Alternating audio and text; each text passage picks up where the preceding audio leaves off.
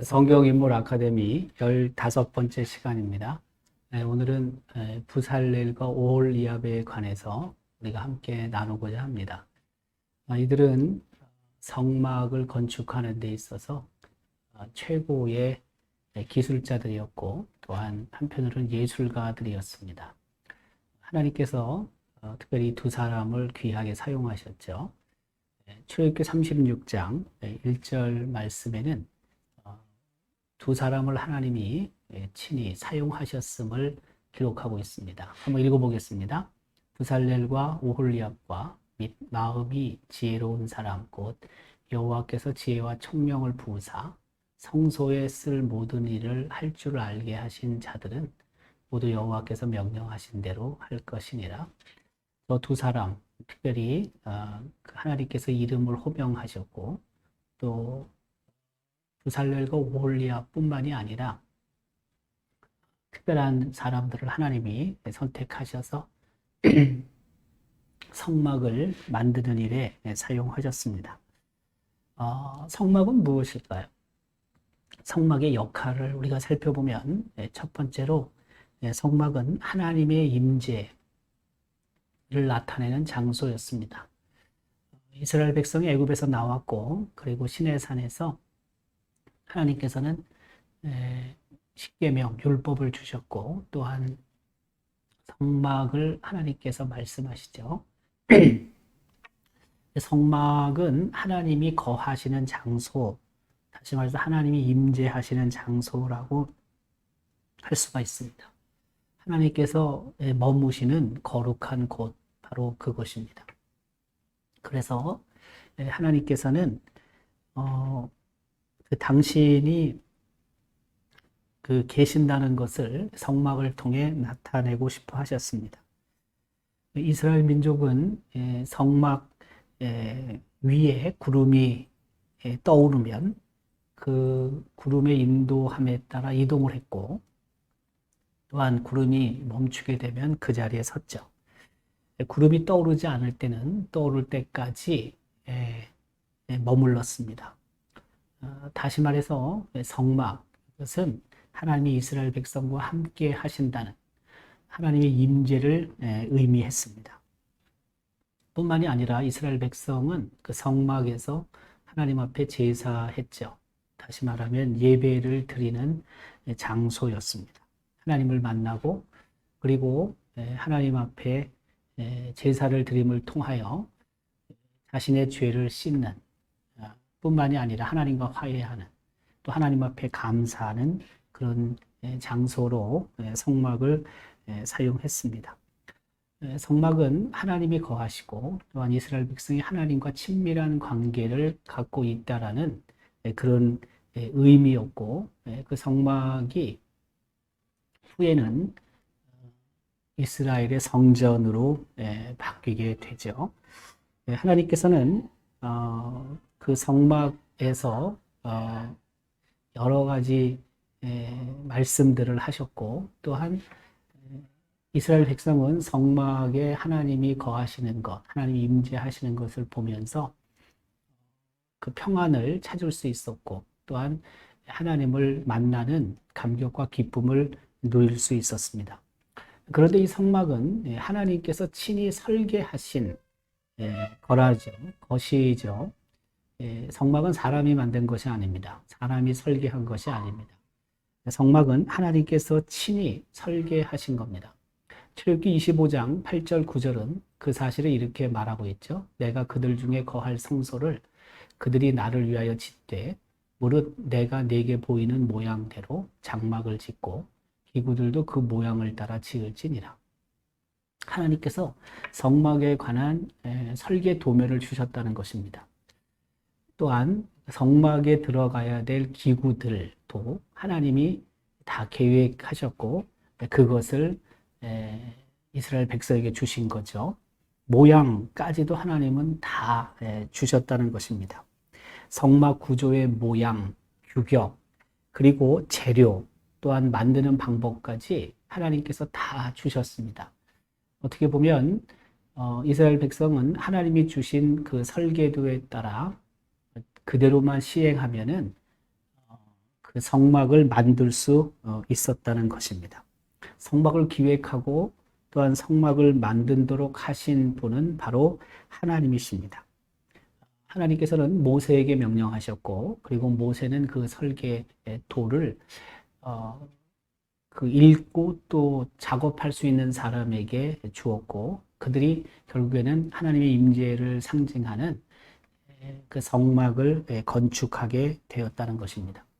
하나님의 명령에 의하여 또한 하나님의 지시에 따라 세워진 성막, 그것은 인간이 계획하고 인간이 설계한 것이 아니라는 것이고, 더 나아가서는 하나님께서 친히 만드신 것이기 때문에 그 성막을 통해 하나님의 뜻이 드러난다라고 생각하면 될 것 같습니다.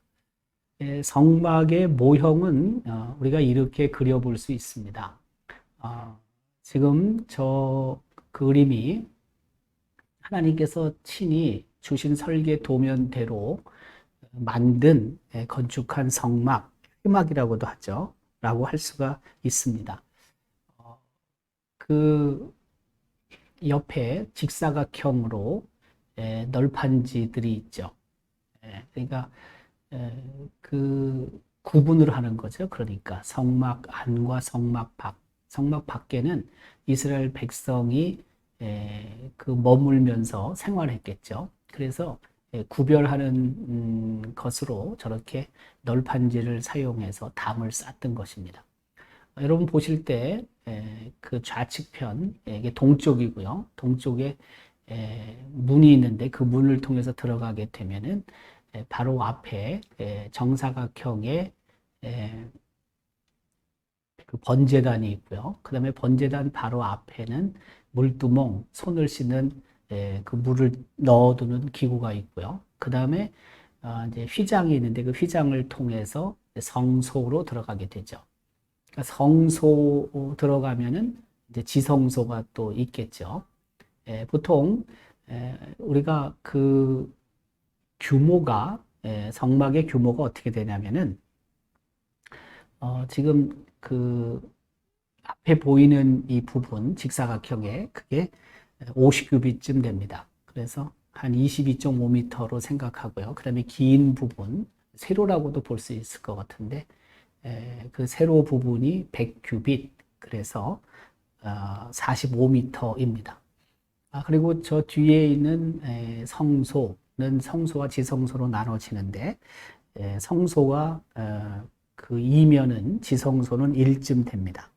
그래서 그 성소는 20규빗, 9m쯤 되고요. 그리고 지성소는 10규빗 해서 4.5m쯤 됩니다. 그리고 그 바깥에서, 그러니까 성소 바깥이죠. 성막들이죠. 거기서 성소로 들어갈 때 이제 휘장이 있고, 또한 그 성소를 덮고 있는 덮개들이 있죠. 저게 이제 그 헝겊으로 만든 건데요. 따라서 지금 저기에 그 재료, 사용되는 재료들이 여러 개가 있지 않겠습니까? 널판지도 있어야지, 번제단을 만들기 위해서는 금도 있어야 되겠지, 뭐 또 헝겊들이 있어야 되겠지, 실도 있어야 되겠지, 많은 것들이 필요했죠. 그런데 저 구조뿐만이 아니라 또 그 모양, 그리고 재료, 만드는 방법, 그 모든 것들을 하나님께서 설계하셨다라고 생각하시면 될 것 같습니다. 하나님께서 주신 설계 도면대로 이스라엘 백성은 성막을 제작하게 되죠. 근데 그 성막을 제작할 때 이스라엘 백성이 하나님 앞에 드린다는 거죠. 헌물이 있어야 되겠죠. 그런데 그 헌물은 이스라엘 백성이 감동했고 또한 자원하는 마음으로 하나님 앞에 드리게 됩니다. 그것을 가지고 성막을 건축하게 되는 거죠. 출애굽기 35장 20절, 21절, 그리고 29절은 그 사실을 이렇게 기록합니다. 이스라엘 자손의 온 회중이 모세 앞에서 물러갔더니 마음이 감동된 모든 자와 자원하는 모든 자가 와서 회막을 짓기 위하여 그 속에서 쓸 모든 것을 위하여 거룩한 옷을 위하여 예물을 가져다가 여호와께 드렸으니 마음에 자원하는 남녀는 누구나 여호와께서 모세의 손을 빌어 명령하신 모든 것을 만들기 위하여 물품을 드렸으니 이것이 이스라엘 자손이 여호와께 자원하여 드린 예물이니라. 그렇죠? 네. 마음이 감동된 자, 자원하는 자가 하나님 앞에 드렸고, 네, 그것을 가지고 성막을 만들게 되는데요. 근데 정말 많은 사람들이 참여합니다. 어떻게 보면 모든 백성이 동참했다라고 할 수 있습니다. 물론 자원하는 사람들이긴 하지만 그러나 하나님의 임재의 상징, 그것을 바라보면서 하나님의 능력을 확인하고 또한 하나님이 주시는 평안을 체험하고자 했던 수많은 이스라엘 백성들은 기쁨으로 동참하게 되죠. 그 출애굽기 35장 22절부터 28절 사이에는 그 사실을 기록하죠. 22절이 이렇게 기록하죠. 곧 마음에 원하는 남녀가 와서 팔찌, 귀고리, 가락지, 목걸이 여러 가지 물품을 하나님께 드린 거죠. 또한 23절에는 여러 실들을 하나님께 드리고 또 가죽들도 하나님께 드리게 되죠. 은과 노스로 하나님 앞에 드리게 되죠.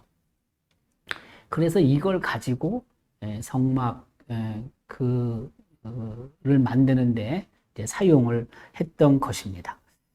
많은 백성들이 동참하는 일, 기쁨으로 동참하는 일을 통해 성막의 제작이 아마 조금 더 손쉬워졌을 것이라고 생각할 수 있겠죠. 근데 그 많은 백성들이 하나님 앞에 드리잖아요. 근데 넉넉했어요. 그 성막을 만드는데 넘쳐났습니다. 출애굽기 36장 3절부터 5절은 그 사실을 이렇게 기록합니다. 그들이 이스라엘 자손의 성소의 모든 것을 만들기 위하여 가져온 예물을 모세에게서 받으니라. 그러나 백성이 아침마다 자원하는 예물을 연하여 가져왔으므로 성소의 모든 일을 하는 지혜로운 자들이 각기 하는 일을 중지하고 와서 모세에게 말하여 이르되 백성이 너무 많이 가져오므로 여호와께서 명령하신 일에 쓰기에 남음이 있나이다. 그렇죠? 너무 많이 가져와서 넘쳐났다라는 뜻입니다. 이스라엘 백성은 정말 기꺼운 마음으로, 감사하는 마음으로, 기쁜 마음으로 성막 제작에 필요한 모든 것들을 가져왔고, 그리고 그것이 넘쳐났습니다. 강요에 의해서 마지못해 가져온 것이 아닙니다. 그저 십시일반 온 백성들이 함께 동참했는데 그것이 충분했다는 것을 성경은 기록하고 있습니다. 그 성막에 필요한 물건뿐만이 아니라 하나님께서는 성막 제작을 위해서 필요한 사람, 일꾼을 선택을 하셨습니다. 뭐 물건만 있어서 되겠어요? 재료만 있어서는 안 되죠. 당연히 그 성막을 건축하기 위해서는 재능을 가진 사람이 필요했습니다. 두 사람을 언급할 수 있는데요. 첫 번째 사람은 부살렐입니다. 부살렐에 관해서는 출애굽기 31장 2절부터 5절 사이에 기록되어 있습니다. 읽어볼까요? 내가 유다 지파 훌의 손자여 우리의 아들인 부살렐을 지명하여 부르고 하나님의 영을 그에게 충만하게 하여 지혜와 총명과 지식과 여러 가지 재주로 정교한 일을 연구하여 금과 은과 노소로 만들게 하며 보석을 깎아 올리며 여러 가지 기술로 나무를 새겨 만들게 하니라고 기록하고 있죠. 부살렐에 대해서는 이후에 다시 살펴보도록 하겠습니다. 두 번째 중요한 사람은 오홀리압입니다. 출애굽기 31장 6절도 또다시 오홀리압에 대해서 성경은 기록하고 있습니다. 내가 또 단지파 아히사막의 아들 오홀리압을 세워 그와 함께 하게 하며 지혜로운 마음이 있는 모든 자에게 내가 지혜를 주어 그들이 내가 네게 명령한 것을 다 만들게 할지니 라고 기록합니다. 부살렐과 오홀리압에 대해서 우리가 오늘 함께 살펴보고 있지 않습니까? 이 두 사람, 하나님께서 예비하신 사람들이죠.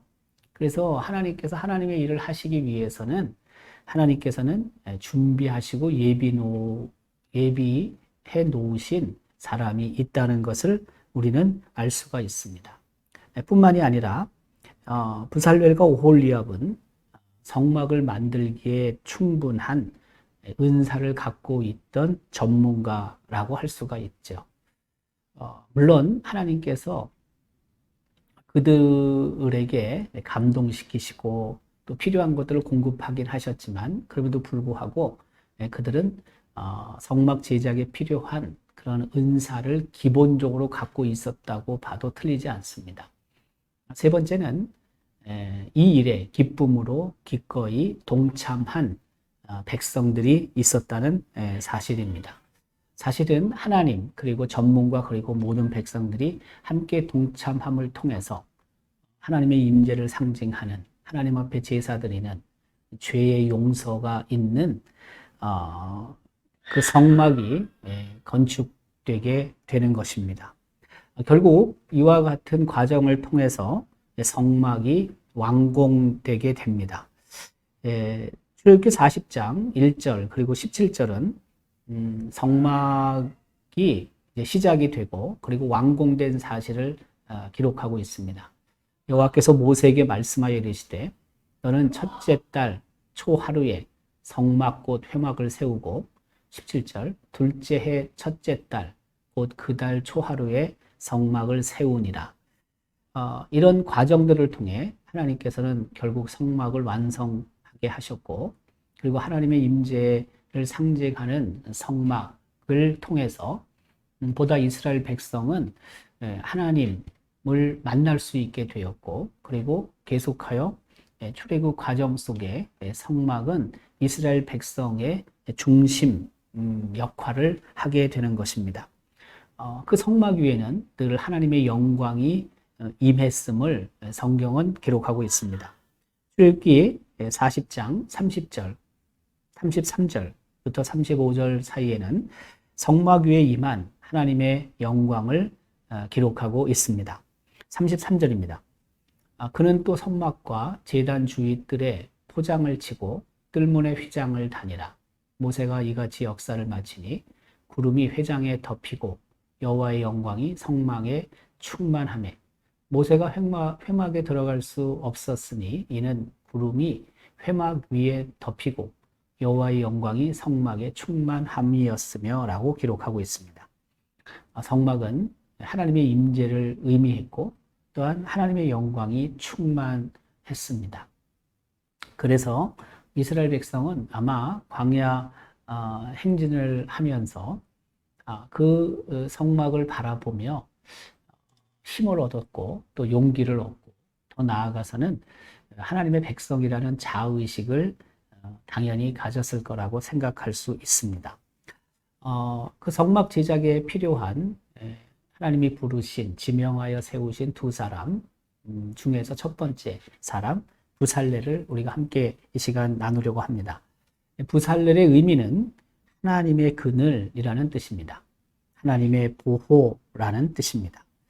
다시 말해서 성막이 하나님의 그늘로서 이스라엘 백성의 영원한 안식처 또한 피난처가 된다는 것을 부살렐을 통해 하나님께서 우리에게 말씀하고 계신다고 저는 생각합니다.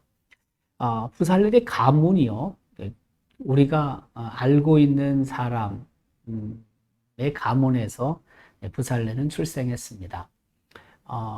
부살렐은 훌의 손자이고 우리의 아들이라고 출애굽기 31장 2절은 기록합니다.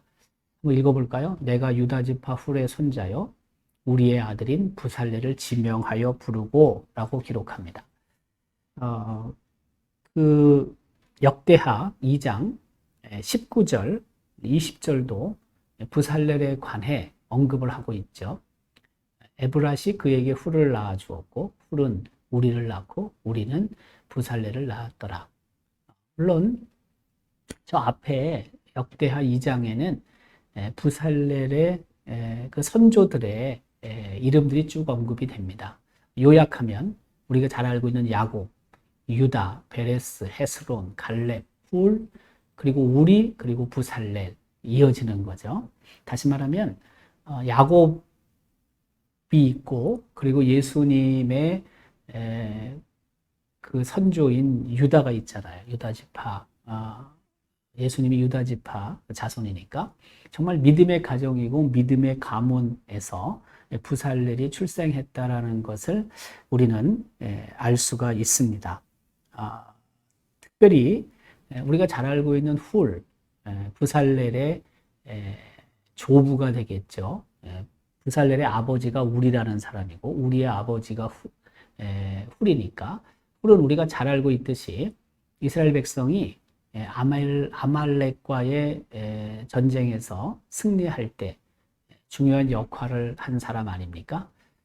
모세가 산 위에 서서 하나님 앞에 기도할 때 그 밑에서 여호수아가 아말렉과 전쟁을 했죠. 아말렉과의 전쟁은 이스라엘이 애굽에서 나와 홍해를 건너고 최초로 한 전쟁입니다. 근데 산 위에서 모세가 손을 들고 기도하면 전세가 유리했고 너무 피곤하고 지쳐서 손을 내리면 전세가 아말렉 쪽으로 기울었죠. 그때 좌우에서 아론과 훌이 모세의 두 손을 하늘 향해 올릴 수 있도록 잡아줬잖아요. 붙잡아 줬잖아요. 그래서 모세의 두 팔이 밑으로 향하지 않도록 했지 않습니까? 출애굽기 16장 10절부터 12절은 그 사실을 기록하죠. 여호수아가 모세의 말대로 행하여 아말렉과 싸우고 모세와 아론과 훌은 산 꼭대기에 올라가서 모세가 손을 들면 이스라엘이 이기고 손을 내리면 아말렉이 이기더니 모세의 팔이 피곤하매 그들이 돌을 가져다가 모세의 아래에 놓아 그가 그 위에 앉게 하고 아론과 훌이 한 사람은 이쪽에서 한 사람은 저쪽에서 모세의 손을 붙들어 올렸더니 그 손이 해가 지도록 내려오지 아니한지라. 그렇죠? 네. 그러니까 오랜 시간 동안 전쟁이 있었고 그 오랜 시간 동안 모세가 기도할 때 지칠 수밖에 없었는데 그때 옆에서 아론과 훌이 모세를 도와 계속 기도하게 했고 아말렉과의 전쟁에서 승리할 수 있었다라는 것을 출애굽기 16장은 기록하고 있습니다. 바로 그 훌이 부살렐의 조부가 된다는 것입니다. 그 훌은 아말렉과의 전쟁에서만 큰 역할을 한 것은 아닙니다. 어떻게 보면 아론과 동등한 위치에 있었던 사람이라고도 할 수 있죠. 출애굽기 24장 13절 14절은 이 사실을 기록하고 있습니다. 한번 읽어보겠습니다. 모세가 그의 부하 여호수아와 함께 일어나 모세가 하나님의 산으로 올라가며 장로들에게 이르되 너희는 여기서 우리가 너희에게로 돌아오기까지 기다리라. 아론과 훌이 너희와 함께 하리니 무릇 일이 있는 자는 그에게로 나아갈지니라. 여러분 잘 보십시오. 모세가 여호수아와 함께 시내산으로 올라갑니다. 그때 70인의 장로들에게 모세가 말하죠. 따라오지 말라는 거예요. 여기서 기다리라는 거예요. 그런데 만약 무슨 일이 생기면 아론과 훌에게 가라는 것입니다. 그에게 말을 하라는 것입니다. 아론에게만 말하라고 하지 않았습니다. 훌도 저만큼 아론과 동등한 위치에 있었다는 것을 성경은 분명하게 기록하고 있습니다. 아론의 위치가 굉장히 위상이 굉장히 높은 거죠. 어떻게 보면은. 왜냐하면 모세가 없을 때 그 모세 역할을 대신한 사람이 아론과 훌이었다는 사실입니다.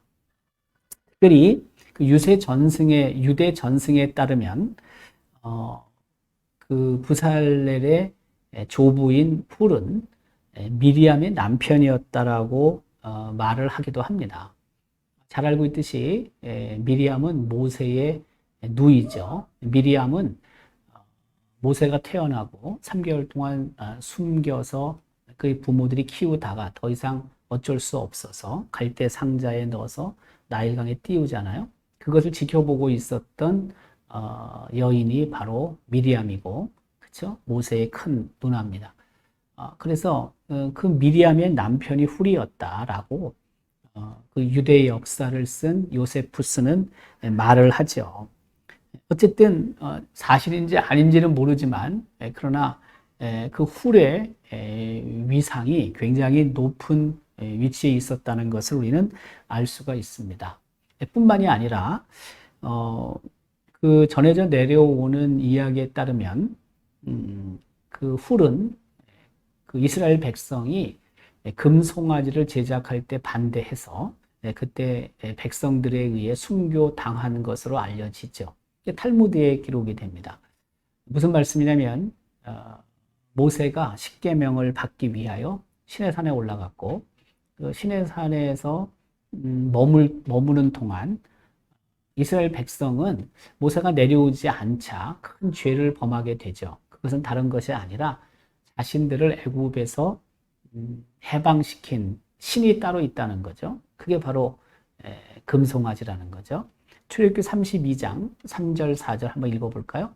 모든 백성이 그 귀에서 금고리를 빼어 아론에게로 가져가매 아론이 그들의 손에서 금고리를 받아 부어서 조각칼로 새겨 송아지 형상을 만드니 그들이 말하되 이스라엘아 이는 너희를 애굽 땅에서 인도하여 낸 너희의 신이로다 하는지라.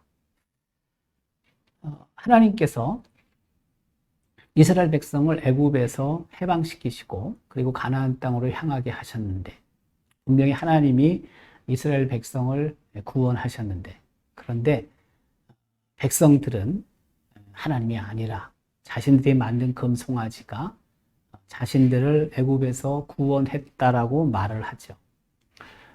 그들의 그 목청이 굉장히 컸죠. 그래서 아론은 그들에게 아니다라고 말을 하지 못하는 거죠. 아론도 어떻게 보면은 범죄하는 자리에 있었죠. 그런데 그 탈무드에 따르면 그때 이 금송아지 제작을 반대한 사람이 있었다는 거죠. 그 사람이 바로 훌입니다. 부살렐의 조부 훌입니다. 그리고 그가 결국에는 백성들에 의해서 죽임을 당했다는 것입니다. 순교라고도 할 수 있겠죠. 그런 이야기가 탈무드에 전해져 내려오는 것입니다. 결국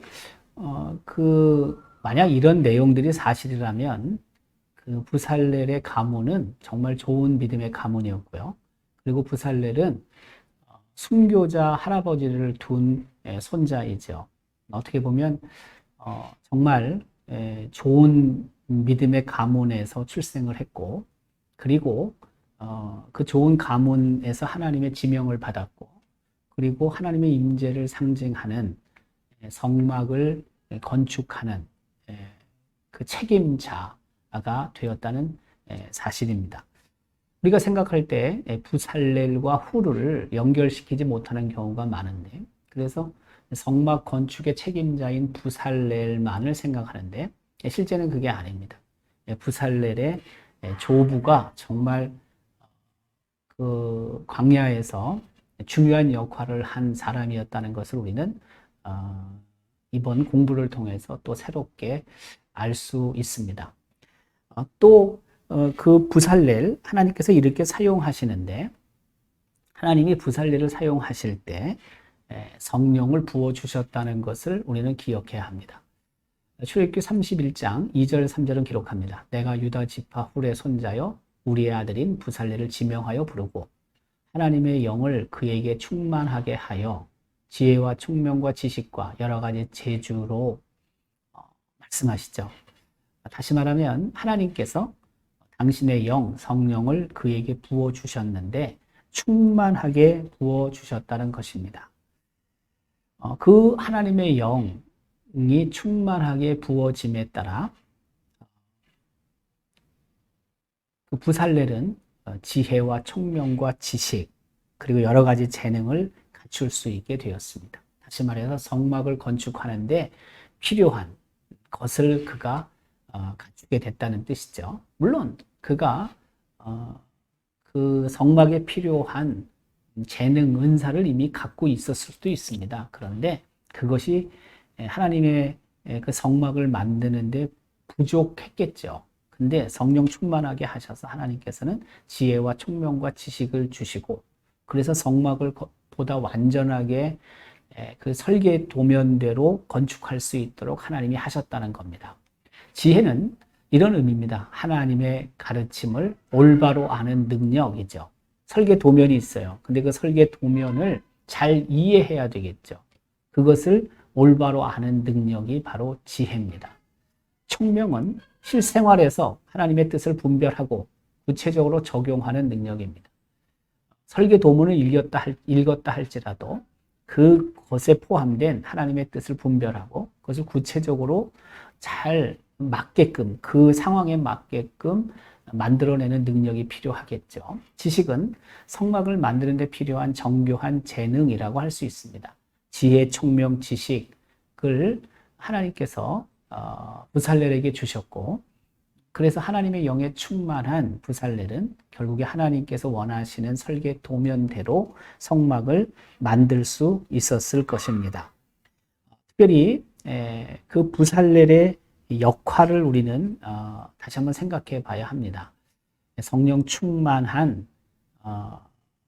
부살렐, 지혜와 그리고 총명과 지식이 있었던 부살렐, 그가 무엇을 했을까요? 바로 저희를 구체적으로 했다는 것입니다. 출애굽기 31장 4절 5절을 읽겠습니다. 정교한 일을 연구하여 금과 은과 노스로 만들게 하며 보석을 깎아 물리며 여러 가지 기술로 나무를 새겨 만들게 하니라고 성경은 기록하고 있습니다. 사실 우리가 잘 알고 있지만 이스라엘 백성이 애굽에서 생활할 때 했던 일이 무엇입니까? 그것은 다른 것이 아니라 진흙을 이기어서 벽돌을 만드는 일을 했습니다. 다시 말해서 보석을 깎고 또 옷을 만들고 어떤 물건을 만드는 진귀한 물건을 만드는 그러한 일을 이스라엘 백성은 하지 못했습니다. 그 이스라엘 백성에게 애굽 사람들은 바로 벽돌을 만드는 일을 시켰고 그것이 굉장히 큰 노역이었다는 사실을 성경은 기록하고 있습니다. 그런데 앞서 우리가 읽었지만은 31장 4절 5절 기록에 의하면 아주 정교한 일을 해야 하고요.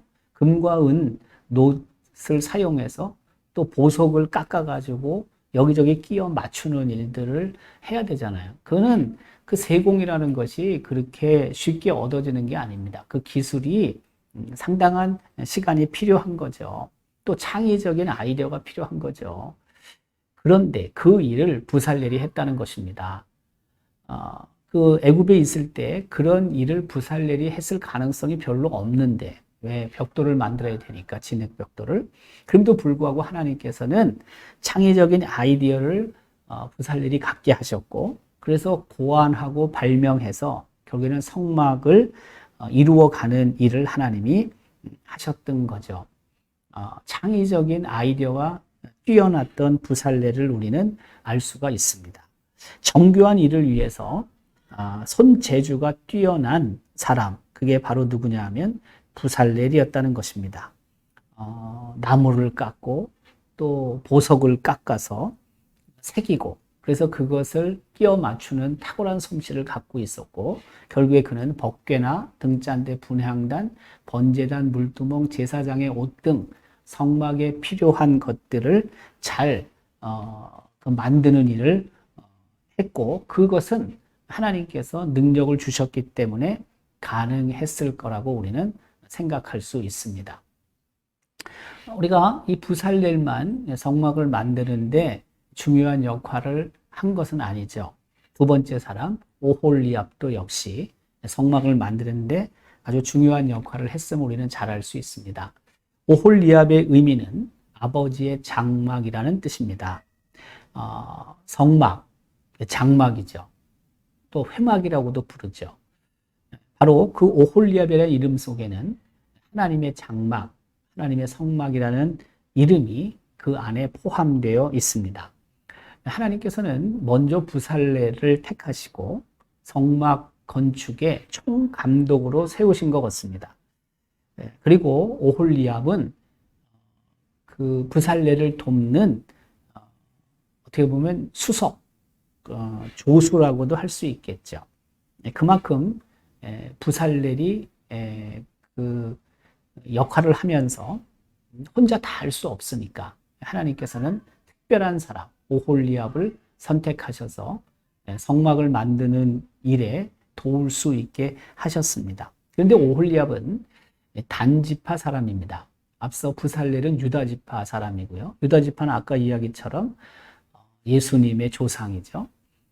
그런 걸 봤을 때 부살렐은 아주 좋은 지파에서 태어난 겁니다. 영적으로 봤을 때. 근데 오홀리압은 단지파 출신인데요. 단지파는 독사와 뱀으로 표현된 지파입니다.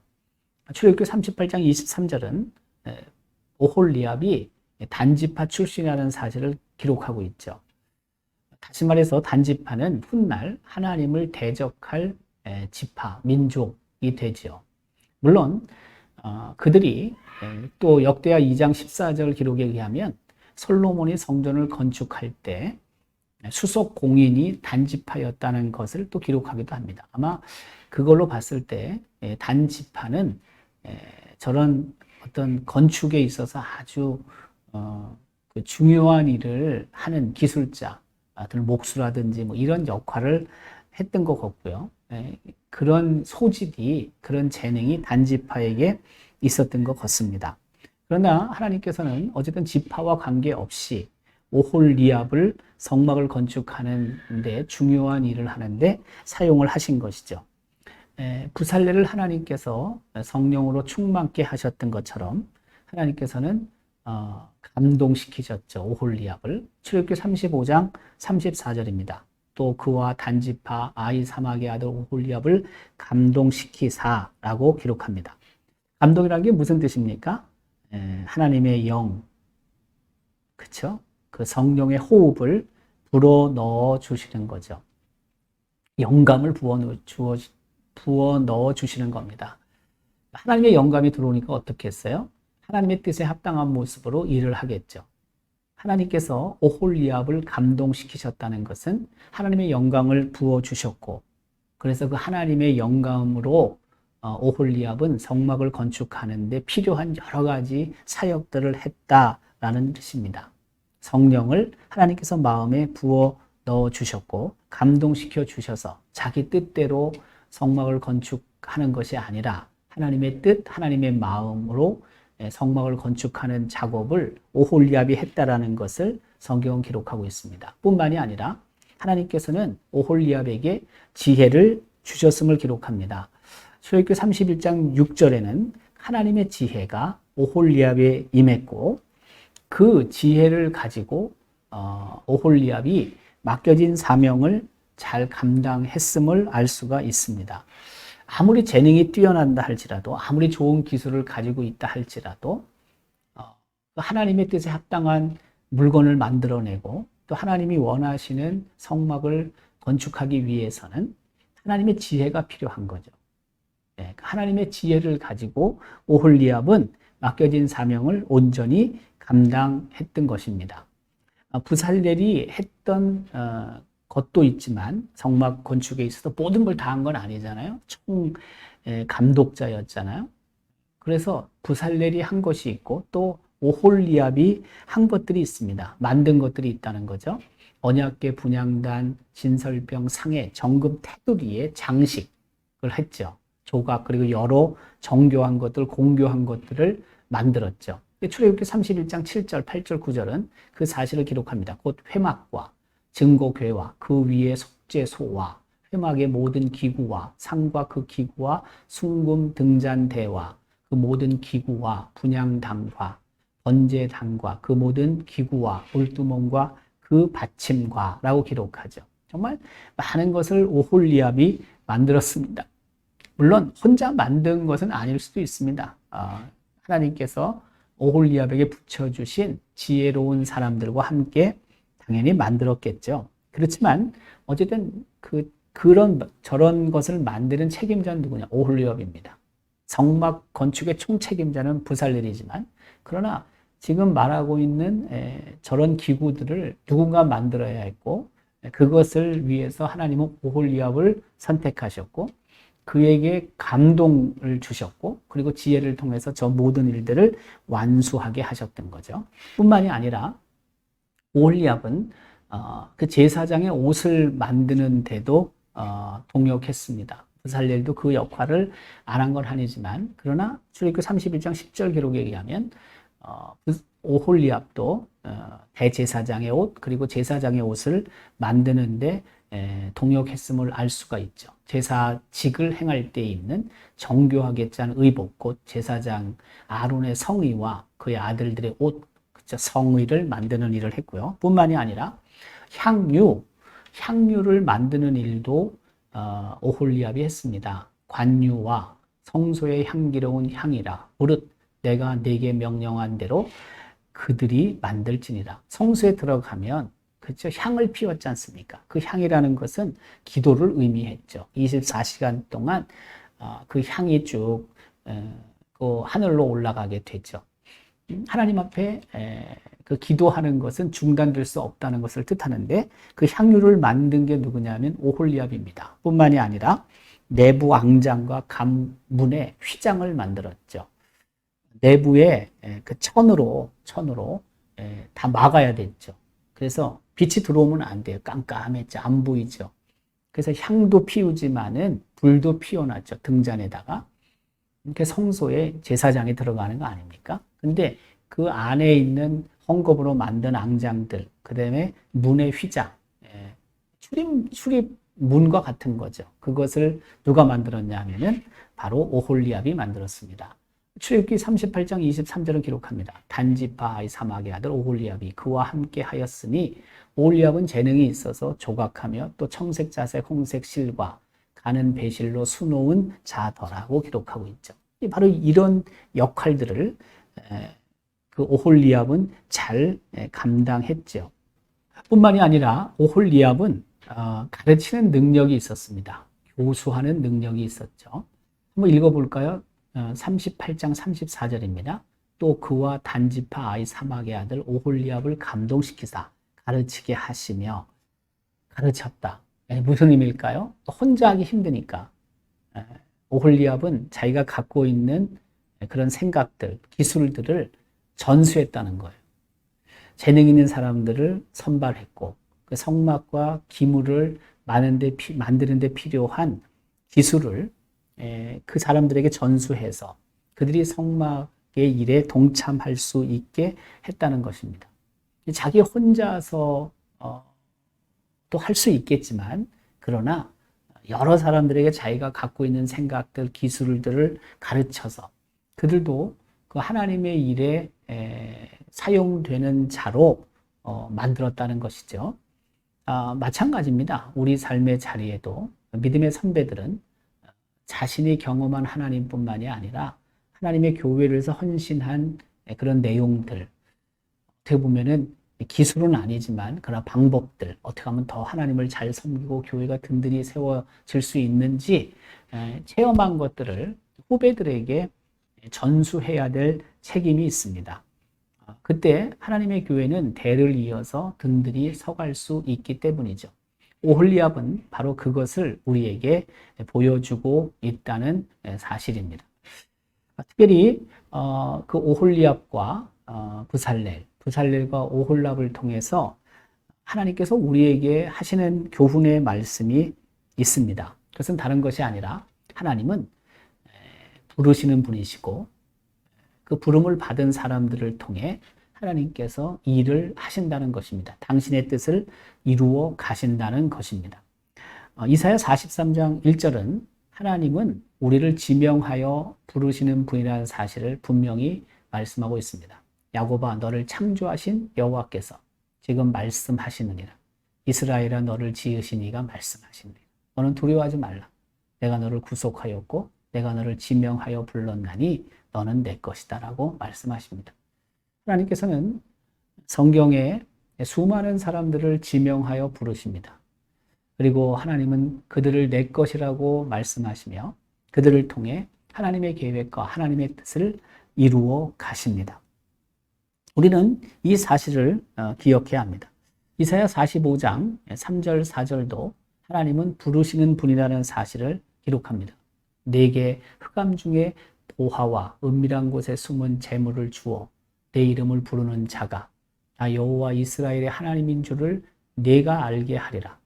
내가 나의 종 야곱, 내가 택한 자 이스라엘 곧 너를 위하여 내 이름을 불러 너는 나를 알지 못하였을지라도 내게 칭호를 주었느니라. 부르시는 하나님. 사실 우리는 기대해야 합니다. 하나님께서 나를 언제 부르실까? 어떻게 나를 사용하실까? 그것을 기대하며 우리는 살아야 하고 또 그 하나님의 부르심을 들을 수 있는 영적인 예민성이 있어야 하고 하나님의 부르심을 들었을 때 순종하며 그 하나님 앞에 가야 한다는 것이죠. 성경은 아담도 하나님이 부르셨다는 사실을 기록하고 있습니다. 하나님은 노아도 부르셨습니다. 아브라함도 부르셨습니다. 모세도 부르셨습니다. 부르신 하나님께서는 그 상황에 맞게끔 부르신 사람들을 사용하셨습니다. 언제나 하나님은 누군가를 부르신 후에 그들을 통하여 하나님의 계획을 이루어 가십니다. 우리는 그 부르실 그 하나님을 바라보고 또 하나님이 부르셨을 때 예, 제가 여기 있습니다. 저를 사용해 주십시오. 라고 하나님 앞에 응답해야 될 뿐만이 아니라 하나님의 부르심을 받기 전까지 우리는 준비하는 자로 살아야 한다는 것입니다. 두 번째로 하나님께서는 그 부르신 자에게 하나님의 감동이 있게 하신다는 겁니다. 부살레를 부르신 하나님께서는 성령 충만케 하셨습니다. 하나님께서는 그 부살레를 성령 충만케 하셨고 그리고 그에게 지혜를 주셨고 또한 지혜뿐만이 아니라 지식도 주셨고 또한 재능도 허락해 주셨습니다. 총명도 주셨잖아요. 따라서 그 성막 건축은요, 물질이나 자원만으로 만들어지는 것은 아니라는 거죠. 하나님의 감동이 있어야지만, 성령이 있어야지만 비로소 하나님의 그 성막이 완성이 되는 거거든요. 이스라엘 백성이 넘치도록 그 물질들을 하나님 앞에 가져왔습니다. 인적 자원, 물적 자원이 넘쳐났습니다. 그러나 그것만으로 하나님의 임재를 의미하는 성막이 완성될 수 있는 것은 아닙니다. 하나님께서 지명하여 부르신 사람에게 성령을 부으시고 성령의 감동이 있을 때 비로소 성막은 완성될 수 있는 것이죠. 하나님이 원하시는 대로 준공이 될 수 있는 거예요. 완성이 될 수 있는 것입니다. 세워질 수 있는 것입니다. 우리의 삶도 사실 마찬가지입니다. 하나님의 교회도 마찬가지입니다. 하나님의 교회 안에 인적, 물적 자원이 넘쳐나도 하나님께서 그 성도들에게 성령을 부어주시지 않으면, 성령의 감동이 있지 않으면 하나님의 교회는 하나님의 영광을 드러내지 못할 뿐만이 아니라 하나님의 뜻을 온전히 수행해 갈 수도 없습니다. 따라서 하나님의 교회에 속해 있는 구성원들은, 하나님의 백성들은 성령 충만함을 기도해야 하는 거죠. 성령 충만함, 영의 감동, 하나님의 감동, 영감, 하나님의 영감이 우리 안에 임하고 그것을 통해서 하나님의 뜻을 이루어 갈 수 있도록 우리가 겸손한 마음으로 서야 한다는 것입니다. 많은 것들을 갖고 있다고 해서 하나님의 일이 더 풍성한 열매를 꼭 맺는 것은 아니라는 것입니다. 그 각자 개인 하나님이 지명하여 부르신 사람이 있어야 되고 하나님이 그들에게 성령을 부어 주셔야지만 비로소 하나님의 뜻이 온전히 이루어질 수 있다는 것을 우리는 기억하고 성령을 사모하며 성령의 그 은사를 받는 일에 우리가 더 많은 사모함이 있어야 한다는 것입니다. 세 번째는 합력하여 선을 이룬다는 것을 부살렐과 오홀리압을 통해 우리는 알 수가 있습니다. 부살렐, 오홀리압, 앞서 언급한 것처럼 부살렐은 총감독자라고 할 수 있고 오홀리압은 그 부살렐을 도와서 보다 정교한 일들을 잘 만들어 가는 역할을 했고 그래서 사실은 부살렐의 사역과 오홀리압의 사역을 통해서 합력해 성막이 이루어지게 되지 않습니까? 물론 거기에는 백성도 포함되고 또 지혜로운 자도 함께 일을 하긴 했지만 그러나 그 두 사람의 동역, 합력, 바로 그것이 성막을 이루는 아주 중요한 역할을 했다는 것을 우리는 기억해야 합니다. 그래서 부살렐은 사실 성막의 큰 모양들을 만들고 오홀리압은 거기에 정교하게 새겨 넣고 장식하는 일을 해서 결국에는 그 성막을 아름다운 모습으로 완성시킨 사람들이었습니다. 그러니까 부살렐만 있어도 되는 것도 아니고 오홀리압만 있어도 되는 것도 아닙니다. 하나님께서는 적당하게 두 사람을 선택하셨고 또한 지혜로운 자들을 붙여주셨고 또 백성들이 자원하는 마음으로 기쁜 마음으로 성막에 필요한 물질들을 바치게 하셔서 그 성막을 이루게 하셨는데 중요한 것은 하나님의 선택받은 사람들이 하나님이 지명하여 부르신 사람들이 한 마음으로 하나님의 일을 하는 것이 중요합니다. 만약에 서로의 마음이 갈리고 하나가 되지 못하면 결국에는 하나님의 뜻을 이룰 수 없습니다. 하나님이 원하시는 것들을 만들어 갈 수 없다는 것입니다. 우리는 이 사실을 기억해야 합니다. 하나님께서 교회를 위하여 이 사람도 부르고 저 사람도 부르십니다. 지명하여 부르십니다. 그때 우리는 그 부르신 사람들 서로 합력하여 하나가 될 수 있도록 해야 합니다. 마음을 맞추고 그리고 그 마음이 하나가 되어서 하나님의 뜻을 이루어가는 일에 그 하나된 마음이 되어야 하고 또 하나된 행동으로 나아갈 때 비로소 불협화음 없이 하나님의 뜻을 이루어 갈 수 있음을 알아야 한다는 것입니다. 정말 하나님의 교회를 위해서는 많은 사람들의 헌신이 필요합니다.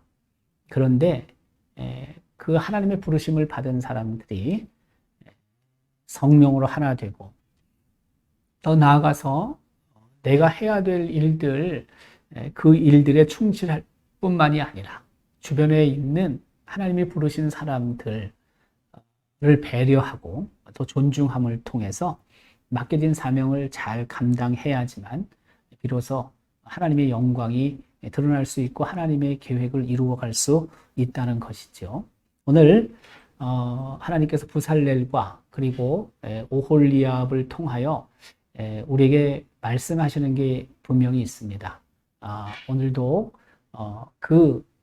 하나님이 계획하시는 일에 우리 하나님께서 나를 부르셨음에 감사하고 또 주변에 있는 그 여러 부르신 사람들, 지명하여 선택한 사람들과 합력하여 하나님의 뜻을 이루어 가서 결국에는 하나님이 원하시는 일을 아름답게 행하고 그것을 통해 하나님의 그 계획을